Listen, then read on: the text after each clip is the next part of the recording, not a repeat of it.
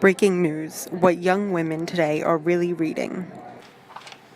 Ooh. Oh god. At Cosmo's camp in Wanabania, you'll learn how to light your campfire, toast his marshmallows, and have the kinds of epic orgasms you'll want to write to home about. Ew.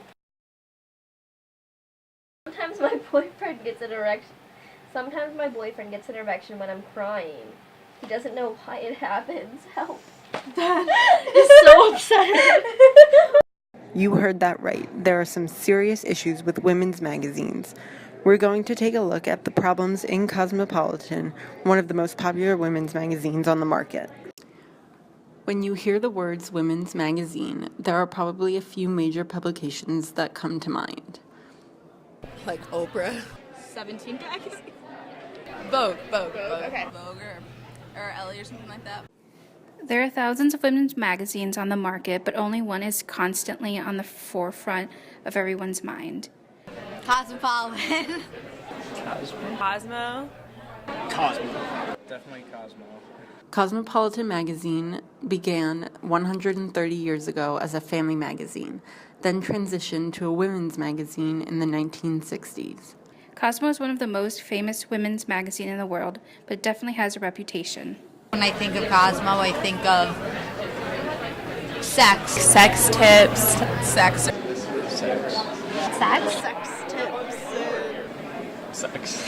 Sex. When people think of Cosmo, that's the first thing that comes to mind. But that wasn't always a bad thing.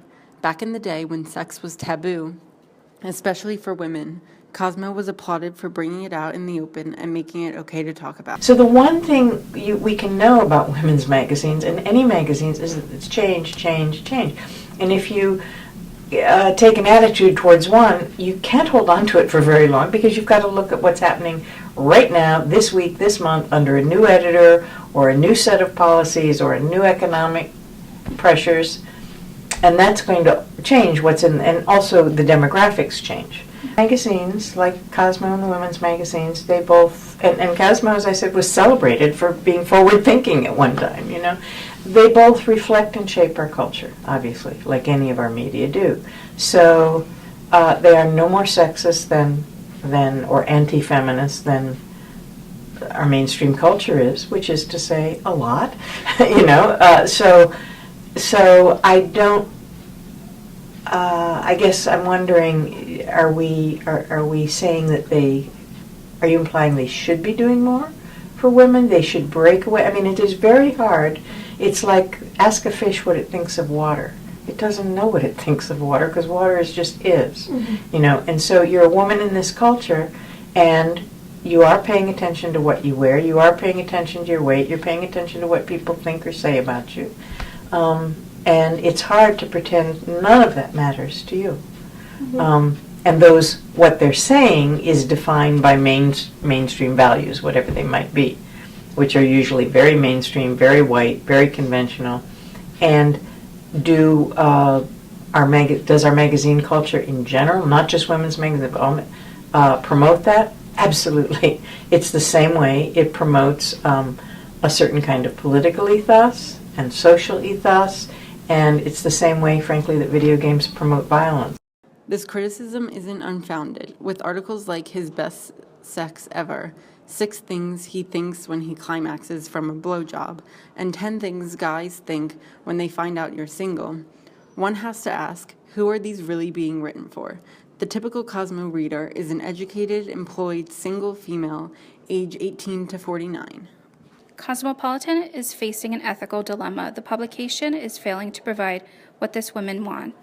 She has changed with times mentally, emotionally, and sexually. Of course, there are still many women that enjoy reading about sex and love or makeup and fashion tips, but females in the age bracket are more inclined to reading about serious news than ever before. I'm sure you're familiar with Cosmo's highly popular iPhone app, Sex Position of the Day. And I'm already in shock about that. 365 sex positions, which to Brit we're only used to one. Well, you have a lot to learn then. I actually have it right here, and today's sex position is Chairway to Heaven. Yes, I already checked this morning on my way to work. Oh, you did? There's also one called Breaking the Waves. Sexy Sprinkler, which involves a garden sprinkler. It's funny because I think that if you had asked me that question 5 years ago, I would have said to you, I'm a little hesitant to do an article with them because Cosmo is notoriously known as, I'm gonna tell you how to have sex with your boyfriend. Like, there's a very specific idea that people have about Cosmo. But because personally we knew that, and this is a personal thing, that me and Maya and I knew that Cosmo had gone through this shift and that they were covering reproductive rights pretty well. We kind of went into it thinking, oh, this is a great idea because we know that they've been covering this issue really well. But if you had pulled someone else on the street and asked them that, I'm sure that they would have a different response. And yes, we all know what their content is. It's about relationships, it's about sex, it's about health, it's about makeup, it's about clothes, it's about fashion. If we call those things fluff, we demean ourselves in some way. I mean, because men's lifestyle magazines address those same things. If you take, let's say, the men's magazines like GQ and what was the other one? What's the other? Blanking on it. But Esquire, yeah. They've always had some really well-researched, long-form journalism, serious pieces in them, amidst all the other stuff about fashion and cigars and what have you. I mean, but they've been known for that.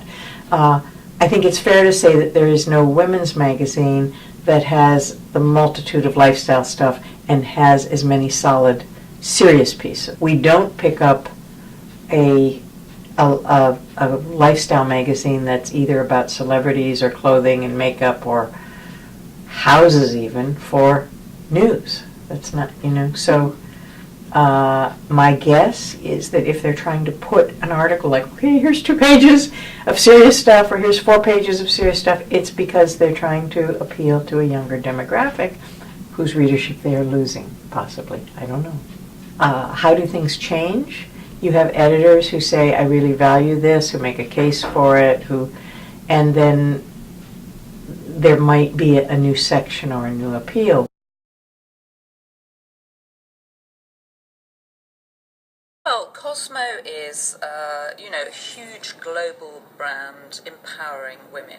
It's got 110 million readers across the world, which is really the equivalent of the population of, what is that, Uruguay? Philippines? Philippines. The equivalent of the Philippines, that sounds right. They're going to be self-educated, they're going to read a lot, and they're then going to pick maybe an area, maybe they want to deal with a particular kind of issue, and they will follow that in some depth, usually. Then that sort of writer can, because if you're trying to cover everything, you can't. So you pick a particular area, or particular issue, and you become knowledgeable about that. Then when you float your story, you float your pitch to an editor, you can say, I published these shorter pieces on this, or I have access to so-and-so for interviews, and that gives you more credibility. So that's how you would move in that direction. Even though Cosmopolitan has been taking the steps to become a magazine with more serious content as well as female empowerment messages, the change is being made slowly. It hasn't reached the public yet.